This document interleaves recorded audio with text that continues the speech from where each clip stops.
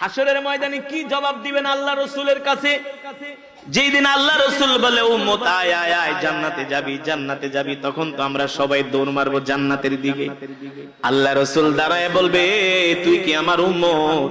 তখন বলবেন ওগো আল্লাহর নবী কি বলেন, আপনার উম্মত না, আপনার নামে কত জিলাপি খাইছি না না, ঈদে মিলাদুন নবীতে কত মিছিল করছি, কিন্তু কাফের মুশরিকরা আমাকে গালি দিছে, তার প্রতিবাদ করি না, এমন মুসলমান বাংলাদেশে আছে কি আছে না?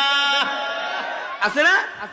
সব ভেজাল এই বাংলাদেশী, সব ভেজাল এই বাংলাদেশী।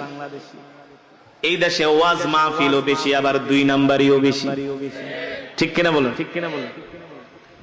আল্লাহ রাসূল বলবেন এ উম্মত আমার সাহাবীদের দিকে তাকায় দেখ, আমার সাহাবীরা দ্বীনের জন্য কত কষ্ট করেছে। দেখবে একজনের হাত নাই, একজনের পা নাই, একজনের চোখ কাফেররা উঠিয়ে ফেলেছে, একজনের শরীরের মধ্যে 70টা 50টা পর্যন্ত তীরের আঘাত, তরবারির আঘাত, ঠিক কিনা বলো? আল্লাহর নবী ডাক দিয়া বলবে শোন, তুই আমার শাফায়াত চাস, সুপারিশ চাস, কিন্তু দেখ তোর শরীরের মধ্যে একটা ফুলের টোকা নাই। আর আমার এই সাহাবীরা আল্লাহর জমিনে দ্বীন কায়েমের জন্য কত কষ্ট করেছে।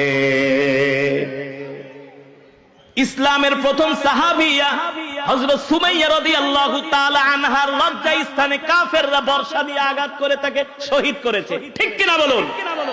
ও মা বোনেরা ভালো করে শুনে রাখেন, ইসলামের ইতিহাসে সর্বপ্রথম আল্লাহ রাসূলের যে মহিলা সাহাবিয়া যিনি দ্বীনের জন্য শহীদ হয়েছেন তার নাম হলো হযরত সুমাইয়া রাদিয়াল্লাহু তাআলা।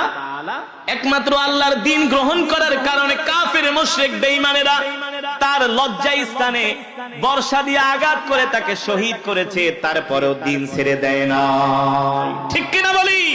আজকে আপনাদেরকে আমি এমন একটি ইসলামের ইতিহাসের একটা যুদ্ধের ঘটনা শোনাবো, যেই যুদ্ধের পরে মুসলমানদের মর্যাদা বেড়ে গিয়েছিল, যেই যুদ্ধের পরে মুসলমানদের ভাবমূর্তি বেড়ে গিয়েছিল, যেই যুদ্ধের পরে সারা পৃথিবীতে ধিকে ধিকে কাফেররা কালেমা পড়ে দলে দলে মুসলমান হয়ে গিয়েছিল, যেই যুদ্ধের পরে রোম পারস্যের শাসকরা পর্যন্ত মদিনার দিকে চোখ তুলে তাকানোর সাহস পেত না। আল্লাহু আকবার। যেই যুদ্ধের পরে সারা পৃথিবীতে মুসলমানদের প্রভাব বেড়ে গিয়েছে, সেই 1450 বছর আগে মদিনাকেও কাফের মুশরিকরা ভয় পাইতো। কাকে? কোন রাষ্ট্রকে? মদিনাকেও তারা ভয় পাইতো, কারণ জানে মদিনার মুসলমানগুলো ঈমানওয়ালা মুসলমান। আল্লাহ রাসূল সাল্লাল্লাহু আলাইহি ওয়াসাল্লাম রোমের বাদশার